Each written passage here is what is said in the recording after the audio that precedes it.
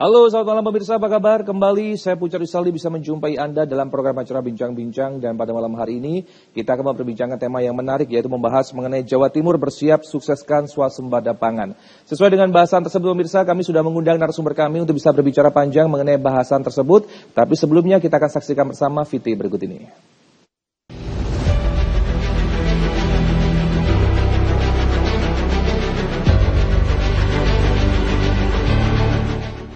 Guna mewujudkan cita-cita Indonesia kembali bisa melakukan swasembada pangan, terlebih di Jawa Timur, yang merupakan salah satu lumbung pangan tanah air, Kementerian Bidang Pangan menggelar rapat koordinasi terbatas yang dipimpin langsung oleh Menteri Koordinator Bidang Pangan Zulkifli Hasan.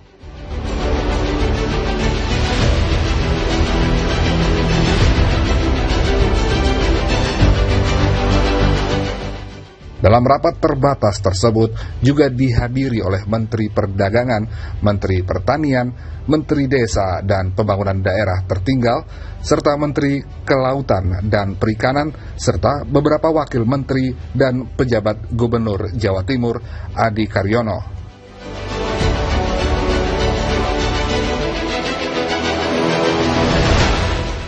Dalam acara yang digelar di Gedung Negara Geraha di Surabaya ini, Menko Bidang Pangan mendorong kepada seluruh kementerian di bawah koordinasi Menko Bidang Pangan serta kepala daerah di Jawa Timur untuk bersama-sama mewujudkan cita-cita swasembada pangan.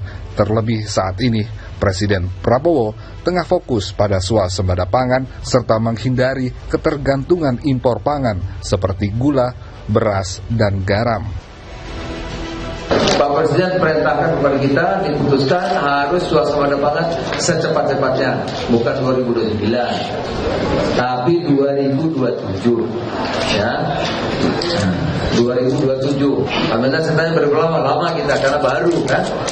Apalagi 1 juta hektar di Merauke itu lama. Nah, yang satu optimalisasi apa itu? Kita punya 7,4 luas lahan kita, sawah ya. Rata-rata baru 1,3 tadi Pak ya, 1,3. Jadi artinya rata-rata 1 kali panen, ada yang 2 kali panen. Nah, ada 2 juta yang 1 kali panen tidak ada irigasinya. Ini akan dipercepat. Kita akan dapat tambahan setahun kalau anggap 200.000 saja lah. Ya, kalau 5 ton udah dapat berapa Pak? 1 juta. Waduh, itu sudah separuh kebutuhan tidak impor sudah terpenuhi. Sekarang tertinggi mungkin 150 berapa tadi? 159 triliun. Ya, banyak. Dulu kan nggak segitu. Dulu fokus kita kan infrastruktur. Ini sekarang fokusnya memang pangan. Jadi lagi ada momentum karena Presiden luar biasa perhatiannya terhadap sektor ini. Ya. Sementara itu, PJ Gubernur Jatim mengaku sangat terhormat Jawa Timur menjadi provinsi dalam pembahasan rakor yang dihadiri sejumlah menteri terkait. Pihaknya pun mengaku jika Jawa Timur yang merupakan salah satu provinsi penghasil tani tertinggi dan inisiator adanya lumbung pangan yang pertama kalinya ada di Indonesia, akan mendukung dan mensukseskan program swasembada pangan dengan lebih membudidayakan hasil produksi petani lokal. Terkait dengan luas lahan baku yang 1,2 dan 488 ribunya adalah non-irigasi atau saat ada hujan, kami menyampaikan ke Menteri Pertanian bahwa terima kasih Pak atas program pompanisasi. Pertambahannya luar biasa, dari target 170.000 hektar telah terrealisasi 175.000 hektar atau 102,71%. Demikian juga dengan luas tambah tanamnya, realisasi untuk padi 2,35 juta dari 1,5 juta sebelumnya, dan untuk jagung 1,25 juta dari 1,19 juta sebelumnya. Ini berkat program percepatan dari pompanisasi. Kemudian untuk pupuk kami tidak ada kesulitan lagi Pak. Tahun lalu kami hampir mendapatkan laporan terus dari 1,94 juta kita 85,69%, dan ini karena perubahan jadwal mundur dan Januari ini permintaan banyak, dan tidak ada lagi tadi berkat surat edaran dari Pak Menteri Pertanian, LMDH yang melaporkan ke kami dari Dinas Kehutanan maupun Bupati Wali Kota yang bermasalah karena pupuknya sudah bisa. Kecuali mungkin Mbak yang sekarang kalau ingin perikanan memang permintaannya banyak, dan juga dari tebu, Pak. Tebu masih belum. Ya, dengan rakor ini Jawa Timur mendapatkan perhatian khusus, dan nanti para bupati wali kota silakan langsung menyampaikan persoalannya, dan kita pastikan bahwa Jawa Timur tetap menjadi lumbung pangan nasional. Terima kasih. Lantas, bagaimanakah kesiapan Jawa Timur dalam melanjutkan dan mensukseskan program yang dicanangkan Presiden Prabowo dalam mendukung petani? Kita bahas dalam Bincang Jawa Timur, siap sukseskan program swasembada pangan.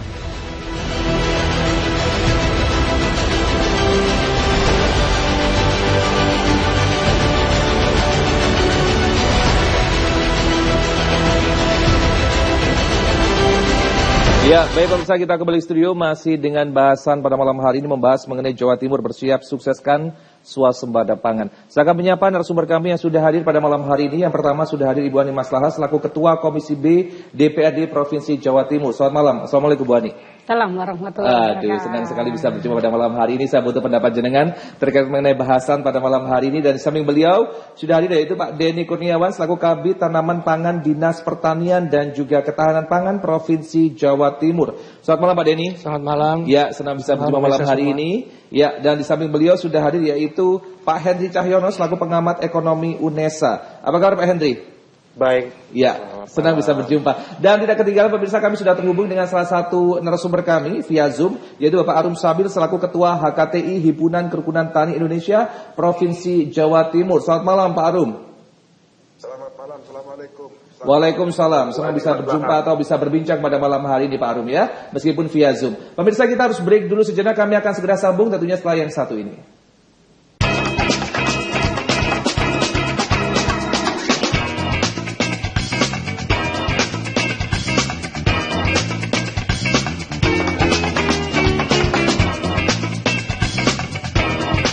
Now we're face to face.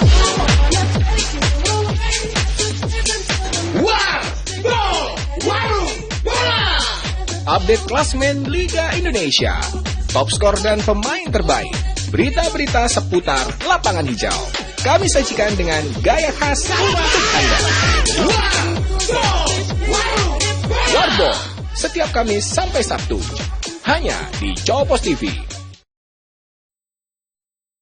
Banyak informasi kita sajikan di Jawapos Update. Semua ada di sini. Kementerian Kesehatan ikut terlibat pelaksanaan program makan bergizi gratis. Satu persatu bus angkutan Nataru mulai berdatangan ke dalam terminal bus. Lontong kikil Klenger ini memiliki rasa yang khas, sehingga selain lezat juga dikenal empuk dan mudah untuk dikunyah.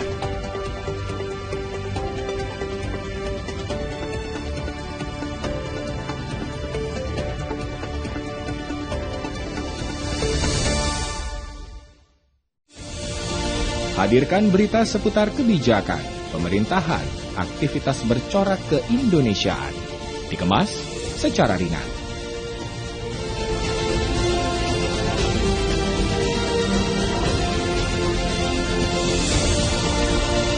Saksikan Beranda Indonesia hanya di Jawapos TV.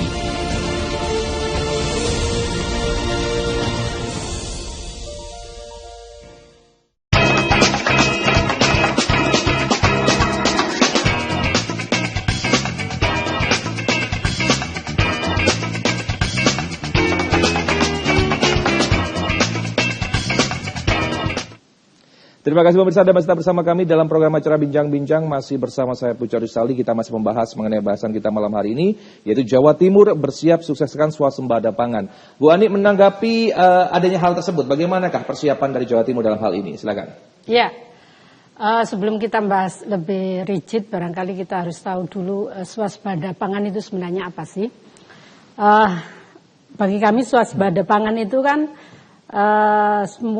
kemampuan suatu wilayah untuk bisa meningkatkan hasil produksi pangan ya, sehingga kebutuhan pangan dalam wilayah tersebut bisa tercapai. Maka jawabannya, apakah Jawa Timur sudah swasembada pangan seperti yang di awal tadi sampaikan? Sudah pasti.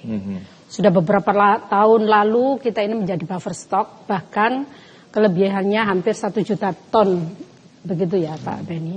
Karena produksi hasil produksi panen untuk beras saja kita di tahun 2022 5,6 juta ton, tahun 2024 estimasinya 5,3. Per detik ini masih belum update untuk BPS, sementara kebutuhannya hanya 4,3, hampir 1 juta. Maka 1 juta ton beras saja itu kalau dipakai untuk makan manusia begitu kira-kira ya sekitar 5 provinsi bisa yang penduduknya kecil-kecil. Makanya kemudian Jawa Timur menjadi buffer stock. Belum lagi jagung. Baik. Jagung dari 15,2 juta ton, Jawa Timur itu 4,5 juta ton. Jadi tertinggi nasional. Beras juga demikian. Maka swasembada. Tapi kemudian ketika Mentan mentargetkan Jawa Timur untuk dinaikkan 2 juta lagi, berarti menjadi 7 jutaan. Apakah mampu untuk itu? Maka tentu harus melihat program-program yang bisa diintervensi oleh pihak pemerintah, baik pusat maupun provinsi dan kabupaten kota. Karena harus lakukan sinergitika pemerintahan ini. Programnya kurang lebih seperti apa? Terus terang, kalau lihat dari tren, luasan panen semakin lama semakin menciut karena ada alih fungsi. Baik. Yang kedua, karena memang beberapa program, salah satu yang penting adalah bibit benih yang unggul, itu tidak terlalu signifikan intervensi oleh pihak pemerintah, maka implikasinya adalah hasil produktivitas panennya tidak terlalu produktif. Sehingga semakin lama, semakin berkurang. Baik. Produktivitasnya, satu sisi kebutuhannya semakin naik karena jumlah penduduk. Maka disinilah saya sedikit pesimis manakala pemerintah programnya stagnan seperti ini. Kenapa saya katakan stagnan? Saya punya data. Di pemerintah Provinsi Jawa Timur, anggaran untuk pertanian dan ketahanan pangan tahun 2024 itu 332 M. Tapi justru ketika harus swasembada pangan dan itu ada target khusus oleh pemerintah pusat, malah justru menjadi 207 M. Dari 207 M, 124-nya itu untuk belanja pegawai. Artinya angka 60% itu habis hilang, tinggal 40%. Lebih tragis lagi ketika yang namanya swasembada pangan itu kan satu, bibit benih harus tercukupi dengan bagus agar kualitas produksinya bagus. Yang kedua, infrastruktur harus bagus. Sementara infrastruktur kita hampir 70% itu bangunan lama, orde baru yang tentu efektivitas penggunaannya juga akan semakin mengecil. Yang ketiga, sarpras yang lain terkait dengan alsintan juga semakin mengecil. Yang lucu lagi itu program untuk bibit benih dari Pemprov Jawa Timur malah zong. Alhamdulillahnya ada turun dari DAK pemerintah pusat sekitar 5 M kalau nggak salah seperti itu, mungkin nanti Pak Benny bisa membenarkan. Artinya apa? Ketika kita punya target yang serius, bagi saya gitu. Apakah kita akan bisa optimis? Masih bisa sih, masih bisa. Kenapa? Saya melihat pertanian di Jawa Timur ini kan menjadi sektor yang terpenting, bahkan menjadi sektor primer yang menjadi pendulang supporting PDRB ya. Baik. PDRB. Sekalipun tidak tertinggi, tetapi rekrutmen jumlah tenaga kerjanya paling tinggi kan begitu. Karena tertingginya dari industri pengolahan ya, hampir 60%. Di situ ada pertanian tentunya juga. Sehingga saya melihat swasembada pangan Jawa Timur ini sesungguhnya lebih pada given daripada intervensi pemerintah yang lebih maksimal. Buktinya anggaran aja. Anggaran makin tahun makin merosot dulu. Nanti Pak Benny bisa sampaikan. Sekalipun sesungguhnya kalau ngomong swasembada pangan tidak hanya satu bidang dinas, dalam hal ini ada di pertanian dan ketahanan pangan saja, karena di situ ada perikanan, ada juga perindustrian karena kaitannya tata niaga, ada juga perkebunan dan sebagainya. Karena ngomong pangan kan segala hal yang terkait dengan hal yang dimakan oleh manusia. Tetapi secara akumulasi karena kebetulan mitra kami ya ada 13 dinas itu yang terkait dengan ketahanan pangan, alhamdulillah turun semuanya. Luar biasa. Ya, dan kami sudah berjuang untuk ada kenaikan kemarin, tapi faktanya pada TAPD di eksekutif dilakukan pemangkasan sehingga ya itulah yang terjadi. Baik, nanti kita akan bahas terkait mengenai beberapa program Bu Ani yang kira-kira apa yang mendukung adanya swasembada pangan di Jawa Timur. Tapi sebelumnya saya berikan kesempatan terlebih dahulu kepada Pak Denny Kurniawan, Pak, menanggapi hal ini. Bagaimana Pak Denny? Kalau terkait kita mengulangi dari awal, apakah Jawa Timur siap swasembada pangan? Tentunya kita harus siap. Karena kita mempunyai beberapa potensi alam. Yang pertama kita dengan luas baku sawah kita sekitar 1,2 juta hektar yang didukung oleh dua balai besar wilayah sungai yaitu Bengawan Solo maupun Brantas serta 7 wilayah sungai sumber daya air yang ada di Provinsi Jawa Timur. Tentunya ini merupakan suatu penyemangat buat kita di Provinsi Jawa Timur, di mana Provinsi Jawa Timur dalam 5 tahun terakhir menjadi posisi nomor 1 terkait komoditas padi dan jagung. Padi 5 tahun terakhir mulai tahun 2020 sampai tahun 2024, di mana data BPS tanggal 1 November 2024 angka sementara padi kita, luas panen kita sekitar 1,6 juta hektar dengan produksi padi sekitar 9,23 juta hektar. Dan ini tentunya dalam rangka mendukung swasembada pangan kita harus bicara yang namanya benih padi. Karena ini swasembada pangan arahnya ke padi, Pak. Padi itu kita harus punya benih yang unggul. Karena Jawa Timur juga sebagai lumbung juga untuk penangkar benih kita nomor 1 juga. Baik. Kemudian juga ada namanya pupuk, pupuk subsidi, di mana kita tahu bahwa pemerintah sekarang memangkas 146 aturan pemerintah dan 4 keputusan undang-undang, 6 putusan Perpres dan 21 dari kelembagaan. Dan itu sekarang menjadi kewenangan dari Kementan langsung PIHC, Gapokta dan langsung ke petani. Jadi tanpa melalui aturan-aturan yang selama ini sangat membelenggu oleh petani. Kemudian yang ketiga yang sangat penting adalah pestisida. Tentunya pestisida ini juga untuk kita ini tidak hanya bisa tanam. Tapi kan kondisi kita kan juga ada namanya dampak perubahan iklim. Yang mana kemarin kita juga ada namanya El Nino, La Nina dan sebagainya. Kalau ada dampak banjir maupun dampak kekeringan. Dan juga kita tidak boleh lupa dan tidak boleh istilahnya lengah dengan namanya hama dan penyakit. Itu tentunya kita menjadi perhatian kita semua.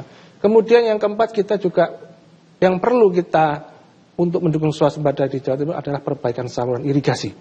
Karena kemarin Pak Mentan waktu di Ratas di Surabaya kemarin menyampaikan yang penting irigasi diperbaiki.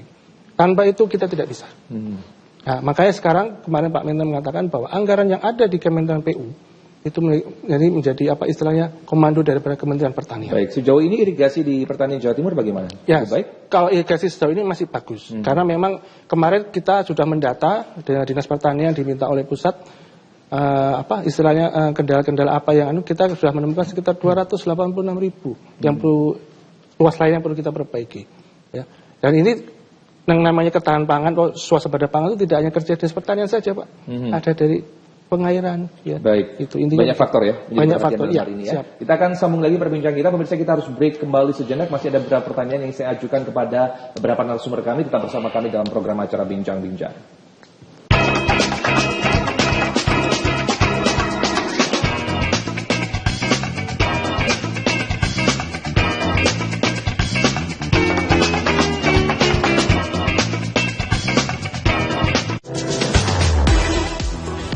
Deretan video lucu dan unik dari netizen yang viral di media sosial bakal bikin harimu lebih asik dan menarik.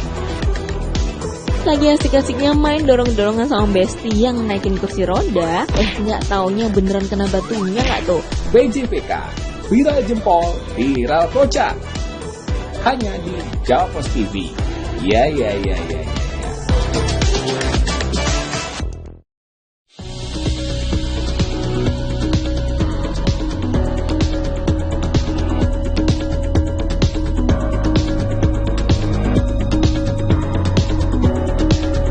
Asam urat, rematik, masalah pada persendian, masalah pada tulang, masalah pada lutut, syaraf kejepit, serta sakit pinggang dan sakit punggung.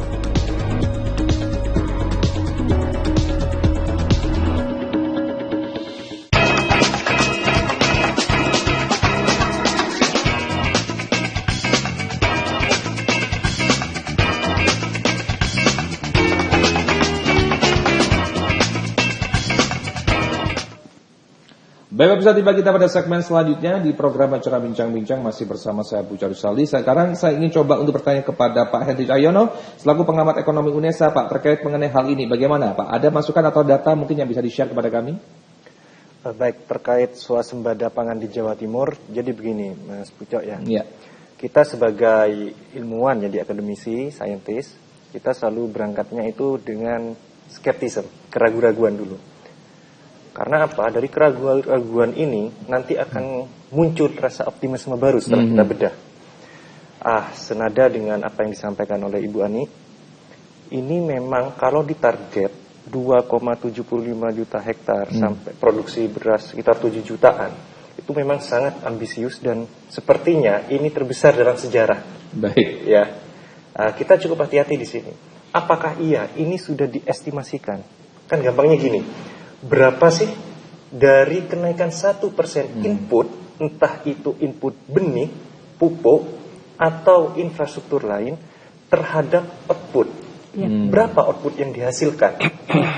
Jangan hanya ini dijadikan sebuah angka yang spektakuler, ya, itu dulu. Yang kedua, angka spektakuler ini kebermanfaatannya untuk siapa nanti? Karena apa? Di Jawa Timur, yang namanya sektor pertanian ini adalah sektor terbesar nomor 3 setelah manufaktur, retail, itu ada pertanian 11% sekian ke PDRB Jawa Timur sumbangannya. Dan ada 350.000 lebih tenaga kerja yang menggantungkan hidup di sektor pertanian. Ini secara makro, tentu ini akan berdampak pada banyak hajat hidup orang banyak ini akan berdampak sekali. Maka dari itu perlu kehati-hatian dalam pengelolaan ini. Yang perlu kita tangkap juga di sini adalah turunnya dana subsidi pupuk dari pusat di APBN. Kalau kita lihat di angka APBN 2025, yang awalnya 50 menjadi 49 sekian. Tapi sekarang kan direvisi di mana pupuk itu subsidi pupuk itu adalah ton ya, 9,55 ton menjadi hampir 10 juta ton untuk subsidinya. Dan Jawa Timur akan mendapat jatah subsidi pupuk terbesar. Mungkin ini salah satu input yang memberi pengharapan besar nantinya, keniscayaan besar, termasuk adanya benih.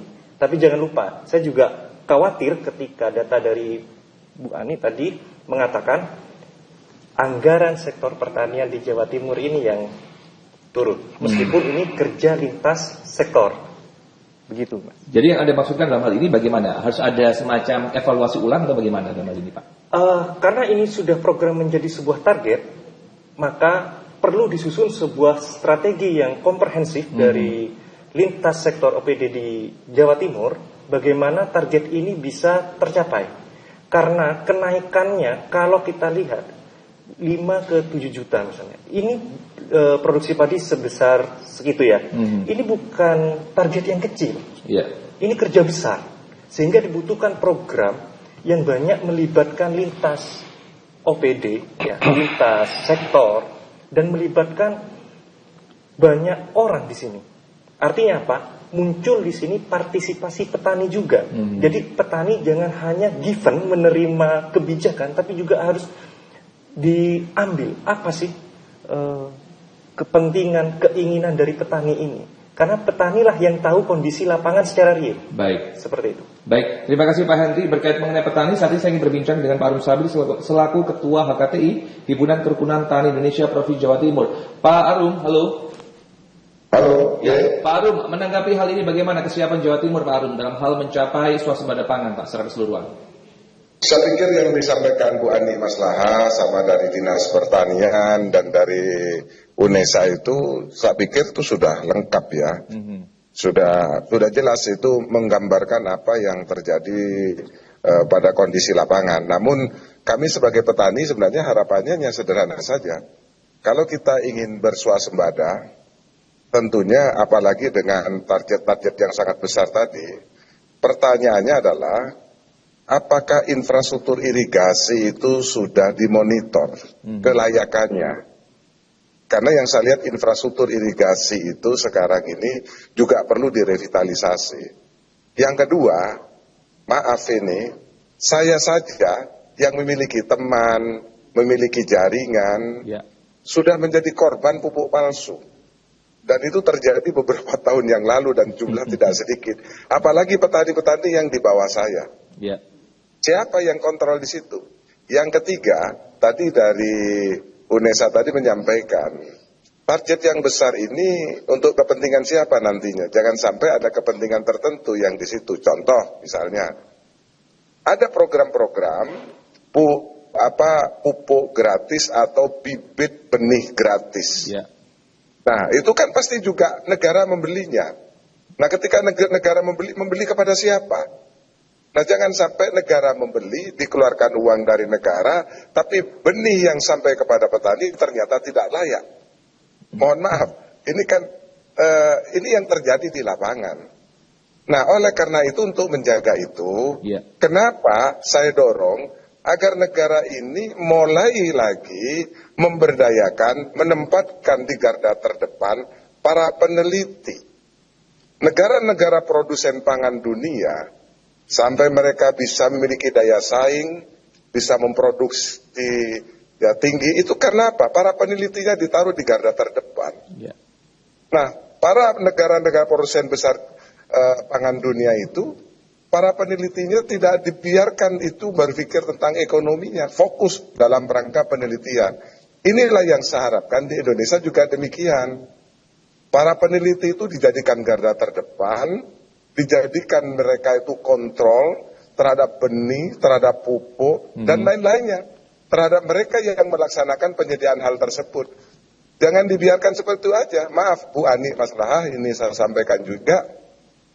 Pernah terjadi waktu itu ada program negara, ini misalnya ke tebu ya, karena tadi padi sudah disampaikan. Waktu itu ada program swasembada gula. Maka waktu itu pertama yang disiapkan adalah bibit tebu dengan varietas unggul. Sudah ditugaskan di situ pusat penelitian P3GI yang di Pasuruan untuk menyiapkan bibitnya. Udah, P3GI sudah menyiapkan. Setelah disiapkan begitu, ternyata regulasinya dari atas waktu itu, ternyata bibitnya semua orang suruh ngadakan, orang-orang koperasi itu suruh nyiapkan. Akhirnya apa? Bibit-bibit yang diberikan gratis kepada petani, dan bibit yang dibeli oleh negara dengan biaya negara dibeli kepada orang-orang yang tidak kompeten, akhirnya yang diambilkan pucuk-pucuk tebu yang tebangan itu yang diberikan. Apa yang terjadi saat ini? Ada yang dipenjara itu, ada yang sudah sekarang sudah ketangkep sama kejaksaan itu. Nah itu contohnya itu. Jadi swasembada itu akan terwujud di Jawa Timur dengan mudah. Asalkan satu, bibitnya betul-betul bisa dipertanggungjawabkan.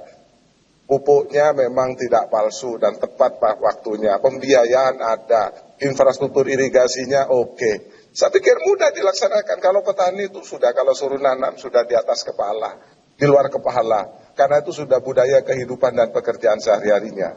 Tapi untuk sarana prasarana itu tentunya harus disiapkan dengan baik. Begitu. Terima kasih.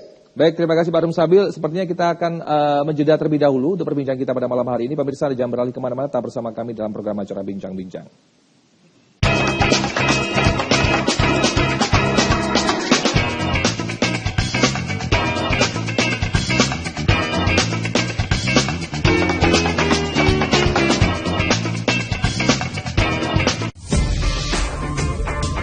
Saksikan program dialog mingguan yang membahas tentang serba-serbi dunia otomotif, dari modifikasi, komunitas, hingga tips dari praktisi otomotif.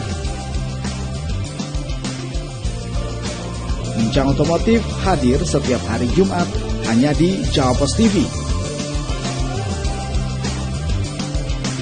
Bincang Otomotif, fueling your automotive passion.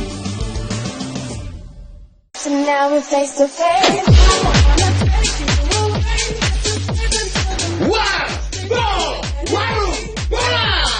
Update klasmen Liga Indonesia, top skor dan pemain terbaik, berita-berita seputar lapangan hijau. Kami sajikan dengan gaya khas untuk Anda.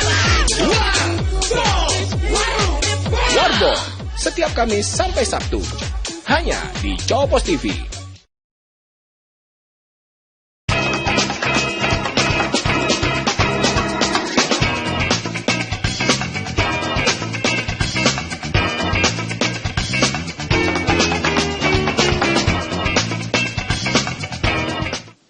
Baik pemirsa, menyambung perbincangan kita pada malam hari ini, kembali saya ingin bertanya kepada Bu Ani terkait mengenai salah satu program dari pemerintah yaitu Lumbung Pangan. Dalam hal ini Bu, mendapatkan apresiasi dan juga mendapatkan kesuksesan dalam proses yang sudah ada. Apakah program ini akan dilanjutkan kembali Bu sebagai bentuk untuk bisa meningkatkan penciptaan swasembada pangan di Jawa Timur? Ya, so pasti harus ya, karena faktanya beberapa tahun terakhir, bahkan kalau nggak salah kita dikatakan buffer stock pangan itu ya sekitar 8 tahunan ya Pak. Jadi sekitar itu. Maka tentu ini harus kita pertahankan.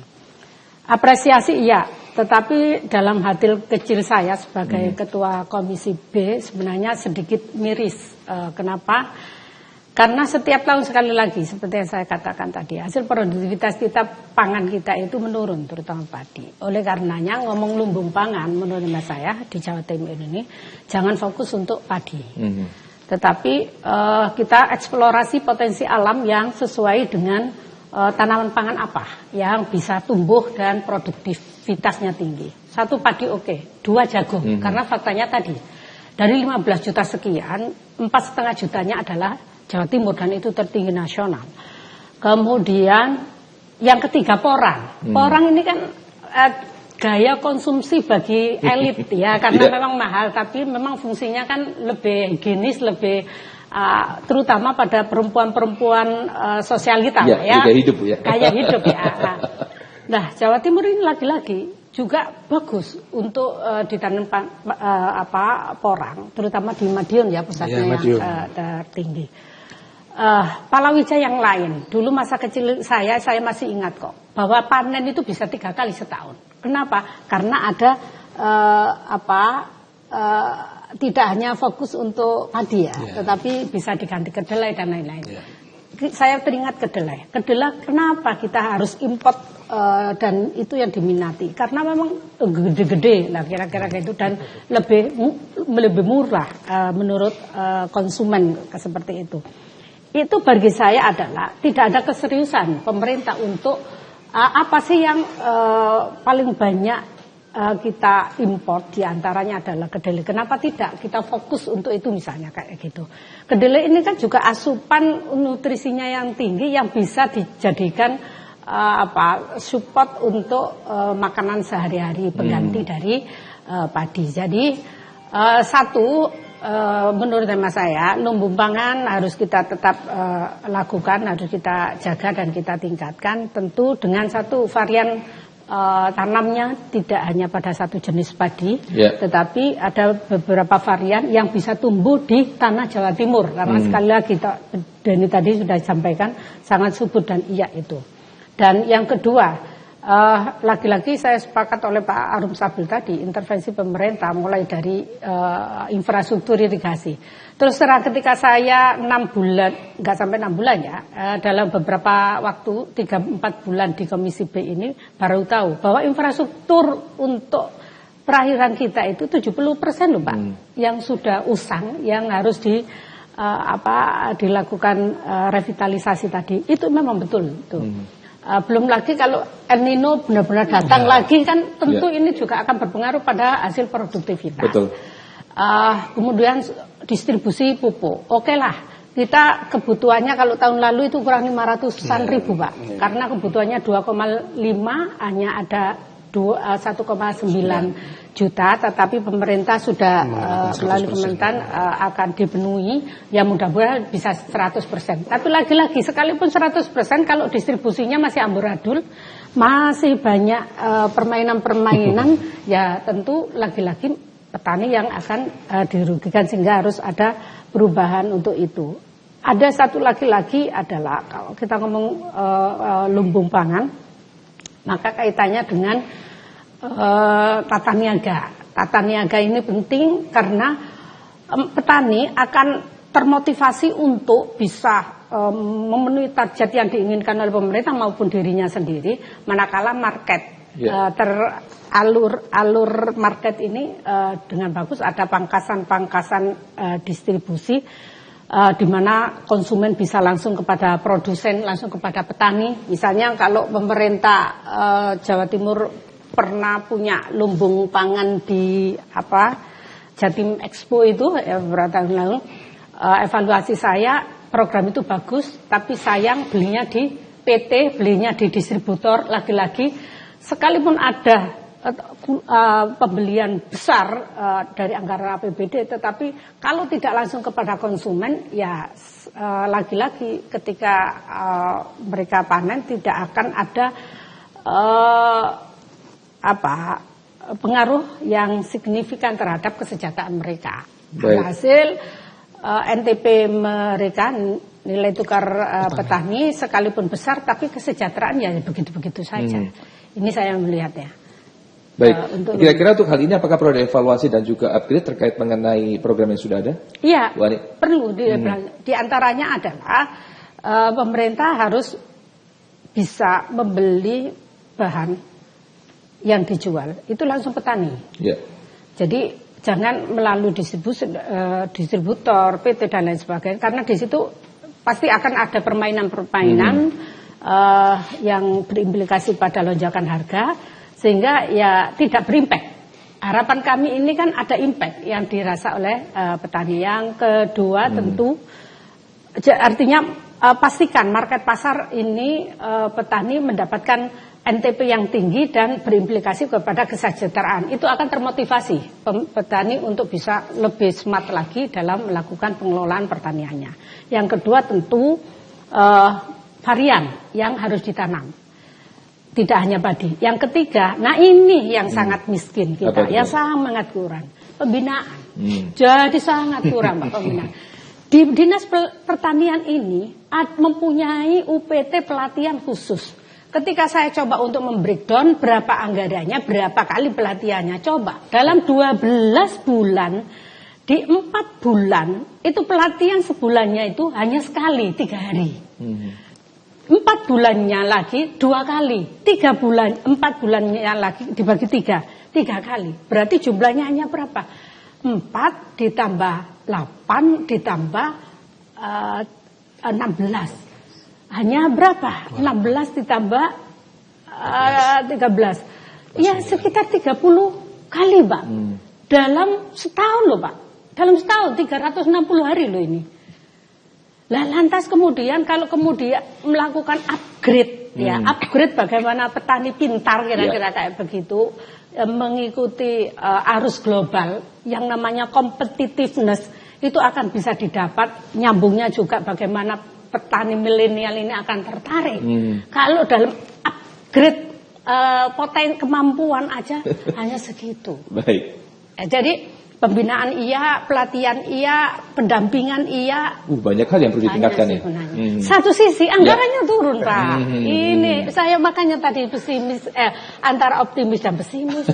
Kenapa? Faktanya anggarannya turun. Ketika kami naikkan, faktanya eksekutif tidak bersetuju. Coba. Baik. Ya, kami akhirnya ya mudah-mudahan aja DAK, dana dari pemerintah pusat yang turun banyak karena kita ditarget. Baik, Pak Denny, saya beralih ke Anda. Bagaimana support dari pemerintah dalam hal ini begitu dengan merantai pertanian yang sudah ada, baik dukungan dengan adanya bantuan contohnya seperti pupuk dan juga wadah untuk jual beli pertanian dan sebagainya. Tanggapan Anda? Ya, terima kasih Mas Cok ya. Terkait dukungan pemerintah tentunya tadi kita sampaikan bahwa terkait program yang namanya tadi kita awal lumbung pangan. Lumbung pangan itu merupakan hal awal untuk kita menuju swasembada pangan dan tentunya akan menuju ke ketahanan pangan. Nah, proses di awal yang namanya lumbung pangan ini kan merupakan gabungan dari beberapa komoditas yang disampaikan Bu Ani tadi. Kita memang tidak hanya fokus di padi, kan kita juga ada jagung, kedelai, atau bisa dikatakan palawija, ada kacang-kacangan, ada umbi-umbian. Kemudian juga kita juga ada tanaman hortikultura. Itu ada cabai, ada bawang merah, bawang putih dan sebagainya. Tentunya di sini peran daripada pertanian tentunya sangat banyak. Ya. Dan itu nanti juga kita akan selalu didukung oleh yang namanya yang tadi kita sampaikan sarana prasarana itu juga Pak. Yang namanya infrastruktur saluran irigasi yang kita harus perbaiki juga itu penting. Karena saya sampaikan tadi Kalau kita ingin meningkatkan suatu potensi, kalau sarana misalnya irigasinya tidak terpenuhi, tentunya itu tidak akan bisa. Ya, makanya tadi Pak Menteri Pertanian kemarin menyampaikan di ratas bahwa itu kita harus perbaiki semuanya. Ya. Karena kita memang mempunyai target yang disampaikan tadi sekitar 2,7 juta hektar. Baik. Target kita untuk tahun 2025 ini, tentunya itu asumsi kami untuk kebutuhan untuk menjadi beras sekitar 15 juta, Pak. Gabah kering giling. Tapi kita harus bisa optimis dulu yang penting kita kerjakan. Benar disampaikan Bu Ani, anggaran pertanian tidak sampai mendukung ke sana. Baik. Terutama untuk pembinaan dan pelatihan. Ya, monggo nanti Ibu dari Komisi B bisa ini perjalanan kita masih karena pesan Pak Prabowo swasembada sesingkat-singkatnya ya, jadi kita harus mendukung daripada kegiatan ini. Tapi kami dari unsur Dinas Pertanian dan warga pertanian mendukung itu semuanya. Kami kerjakan. Baik, terima kasih. Menyambung hal tersebut, silakan Pak Hendri. Ya, lumbung pangan di Jawa Timur ya. Ini ada data menarik sebenarnya untuk Jawa Timur, di mana konsumsi non-pangan tingkatan keluarga di Jawa Timur rata-rata non-pangannya itu lebih besar daripada pangan. Untuk pangan konsumsi bulanannya itu sekitar 27%, 53%-nya ke non-pangan. Artinya apa? Memang ada indikator kesejahteraan yang meningkat di sana karena makin tahun dalam di Jawa Timur datanya makin tahun konsumsi non-pangan kita itu di Jawa Timur itu meningkat. Ini sesuai dengan teori ekonomi di Engels, itu ada teori konsumsi di mana semakin tinggi kesejahteraan, tingkat konsumsi non pangannya juga semakin tinggi. Baik. Namun menarik juga di lumbung pangan, saya sempat tadi ngobrol sebentar sama. Jadi begini, yang menjadi kawasan lumbung pangan padi misalnya, kemudian ada jagung di Tuban Bapak ya kalau nggak salah. Ya, jagung. Ini adalah kawasan-kawasan yang memang tingkat kemiskinannya tinggi. Nah, seharusnya kalau kita berpikir linier, kalau ini memang dijadikan lumbung pangan, membawa kesejahteraan, NTP saja, dari NTP terakhir kan, NTP Jawa Timur kan, dikoreksi Pak, 111-an ya. Dan itu pun disumbang oleh tanaman hortikultura. Seandainya NTP ini bagus dan merata, termasuk munculnya diversifikasi tanaman pangan tadi, maka yang namanya lumbung pangan, program lumbung pangan ini nanti luar biasa multiplier efeknya untuk pengentasan kemiskinan sekaligus. Ya. Seperti itu. Itu dari yang bisa saya tangkap. Baik, jadi memang harus ada pembenahan dan juga tadi sempat Bu Ani menjelaskan memang untuk masalah pelatihan, pendanaan sudah ada Bu ya, masalah pelatihan. Minimalis. Evaluasi bersama dalam hal ini ya. Baik, Pak Arum Sabil, kita masih ada waktu Pak Arum Sabil, sepertinya mau berpendapat Pak mengenai hal ini Pak, singkat saja Pak sebelum kita break. Halo? Ya, sepertinya ada permasalahan teknis ya. Baik, saya kembali lagi kepada Bu Ani. Bu Ani, bagaimana? Bagaimana? Ya, Pak Arum Sabil sedikit menanggapi terkait mengenai program dari pemerintah, terkait mengenai lumbung pangan ini, Pak. Saya pikir semangat pemerintah sangat bagus, apalagi berbicara tentang lumbung pangan. Saya pikir kita harus dukung bersama-sama. Oleh karena itu, untuk mewujudkan lumbung pangan ini, tentunya sarana prasarana juga harus dipersiapkan dengan baik. Pemerintah tidak bisa berjalan sendiri. Juga butuh keputusan-keputusan politik. Tapi dalam rangka membuat kebijakan, agar kebijakan bisa dijalankan dengan baik, harus juga mendengar aspirasi dari para petani. Saya pikir begitu. Baik ya, jadi memang harus ada partisipatif yang positif Pak dari pemerintah dalam hal ini untuk bisa mendukung lumbung pangan yang sudah ada ya. Dan tadi sempat dijelaskan oleh Bu Ani bahwa saya memang evaluasi dan juga upgrade perlu ditingkatkan dalam hal ini untuk tahun 2025 ini bisa lebih meningkat dan juga lebih optimal begitu Bu Ani ya, dalam hal ini ya. Betul Bu? Ada tambahan sedikit mungkin? Iya. Iya. Baik, kita agak sedikit speechless ya. Baik, kita akan beralih ke pertanyaan selanjutnya Bu. Bagaimana perkembangan hasil tani Jawa Timur Bu? Saat ini memiliki peluang besar menambah jumlah hasil pertanian Jatim selain padi, kedelai dan juga tembakau. Iya, jadi saya sebenarnya masih sangat optimis ya untuk bisa Jawa Timur ini lebih ekspans lagi. Menjadi komoditinya untuk buffer stok nasional karena satu memang dari sisi alamnya kita sangat mendukung dan dari sisi SDM-nya Jawa Timur sebenarnya orangnya smart, tinggal bagaimana kemudian intervensi pemerintah ini lebih maksimal lagi dan faktanya memang karena hari ini eranya adalah globalisme, sehingga ada semacam budaya masyarakat untuk kebutuhan atau gaya hidup yang non pangan tadi itu lebih tinggi, ya, sehingga mungkin Jawa Timur harus lebih mengarah ke industri-industri yang mengarah ke sana, sehingga untuk pemberdayaan pertanian ke arah modernisasi itu iya, ketahanan pangan iya, karena bagaimanapun selama manusia itu ada nafasnya, manusia butuh itu. Tetapi ketika era global, apa yang diminati pasar, maka ya Jawa Timur harus mengarah ke sana. Saya pikir itu, sehingga ada perimbangan dan terus bisa sustainability, berkesinambungan, apa yang menjadi demand dan supply dari kita itu bisa terjadi balancing, sehingga kesejahteraan, inflasi bisa teratasi, kesejahteraan bisa meningkat ya dari berbagai sektor. Dan dengan kondisi zaman yang ada, ruang dan peluang harus kita lihat, pemerintah serius, saya pikir itu. Baik, kita berikan jeda terlebih dahulu, kita harus break kembali sejenak. Pemirsa, kami akan segera kembali tentunya setelah pesan-pesan berikut ini.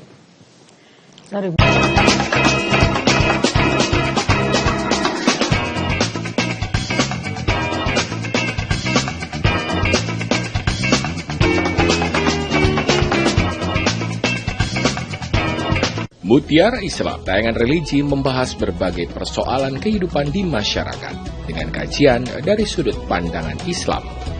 Mendapat jodoh, istri yang begini. Umumnya ya takdirmu nggak bisa diubah, ya wes, yaitu bersama narasumber dan ustadz yang ahli di bidangnya. Saksikan Mutiara Islam setiap hari pukul 5 pagi hanya di Jawa Pos TV.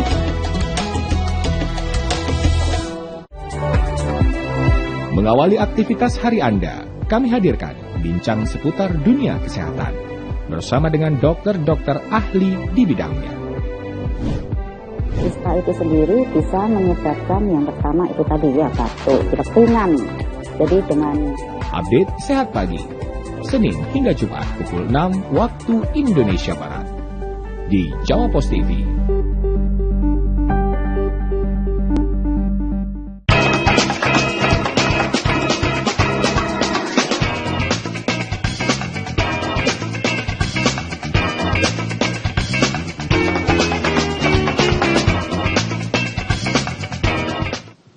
Ya, baik pemirsa, tiba kita pada segmen terakhir untuk program acara kita bincang-bincang dengan bahasan yaitu Jawa Timur bersiap sukseskan swasembada pangan. Dan sekarang saya akan berikan kesempatan kepada Bu Ani terlebih dahulu, Bu, untuk harapan optimisme Jawa Timur bisa menjadi provinsi yang memiliki kontribusi besar dalam mensukseskan program swasembada pangan. Monggo silakan. Ya, saya berharap bahwa untuk bisa menuju swasembada pangan dipastikan supporting distributif untuk bisa berjalan dengan baik. Mulai distribusi untuk benih, karena itu berpengaruh kepada hasil produktivitas akan meningkat apa tidak, itu benihnya unggul apa tidak. Persoalan asli atau tidak itu tadi tentu juga masuk dalam, termasuk distribusi pupuk. Karena sekalipun pemerintah biar pupuk sebanyak mungkin, tetapi masih banyak mafia-mafia, ya percuma saja. Distribusi pengairan, maka kemudian yang kedua adalah perbaikan supporting untuk infrastruktur, sarpras. Pengairan menjadi hal yang sangat penting karena disitulah tumbuh tidaknya tanaman, aturan juga harus ditegakkan sehingga antar petani tidak royokan, bahasanya seperti itu. Regulatif, menurut saya regulatif juga penting karena Jawa Timur ini menjadi salah satu penyangga, maka bagaimana bisanya pemerintah ini mampu mengendalikan alih fungsi pertanian untuk pabrik, untuk kayak begitu itulah.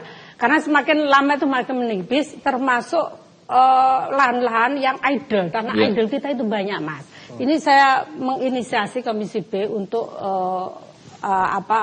memfungsikan tanah-tanah yang mangkrak. Itu barangkali melalui peraturan daerah bisa menjadi produktif lah, kira-kira kayak begitu.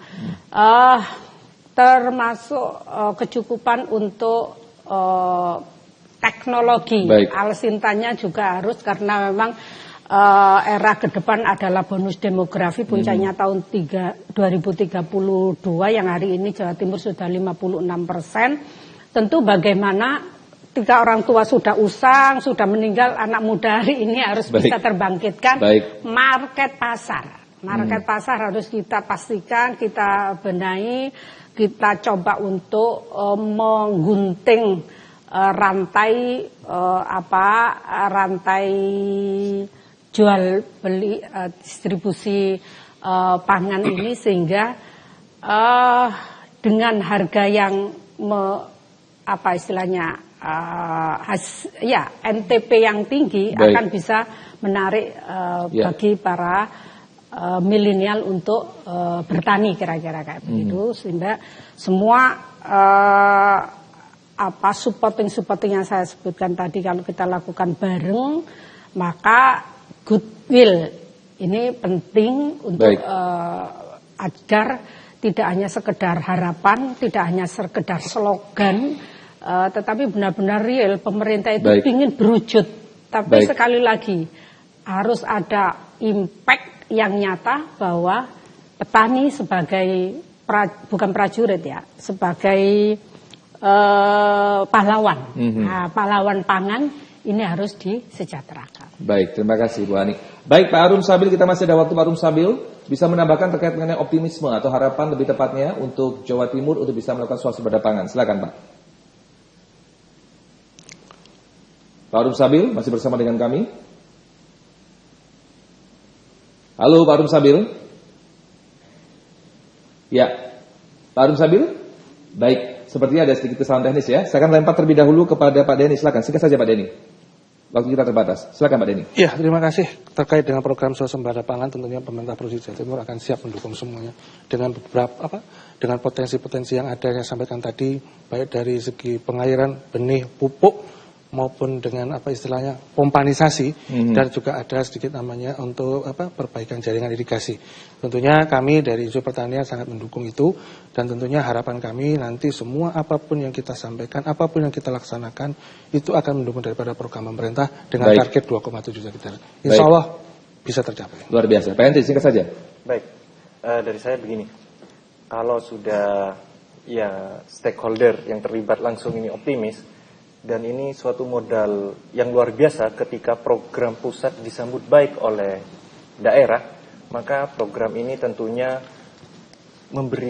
diharapkan memang akan memberikan dampak yang luar biasa terhadap masyarakat. Namun demikian, kita harus juga perhatikan masalah alih fungsi lahan, masalah produksi pertanian ini nantinya tentu harus menjadi concern sendiri. Karena apa? Petani munculnya nanti petani-petani milenial dan sebagainya, dia masih mau ingin sebagai petani, itu ada dalam kendali satu titik di mana harga ini akan menjadi penentu mereka tetap melestarikan menjadi petani atau tidak. Maka pemerintah harus concern bagaimana harga ini bisa dikendalikan, tidak merugikan petani, tapi harga menjadi daya tarik khusus. Luar biasa, terima kasih Pak Henry. Kita masih ada waktu sedikit, saya singkat saja. Pak Arum Sabil, saya menunggu Anda Pak Arum Sabil untuk gongnya. Silakan Pak Arum Sabil. Pak Arum Sabil? Iya, baik, sayang sekali terputus ya. Baik, saya ucapkan terima kasih banyak Pak Henry, Pak Diani dan juga Bu Ani. Senang bisa berbincang dengan Anda bertiga. Kita ketemu dengan kesempatan. Pak Arum Sabil, terima kasih meskipun terputus. Senang bisa berbincang dengan Anda dan kita ketemu dengan kesempatan. Sukses untuk Anda bertiga. Baik, pemirsa, terasa tiba kita pada penghujung acara. Akhir kata saya Pucari Saldi mewakili kru kerabat kerja yang bertugas mengucapkan banyak terima kasih atas perhatian Anda.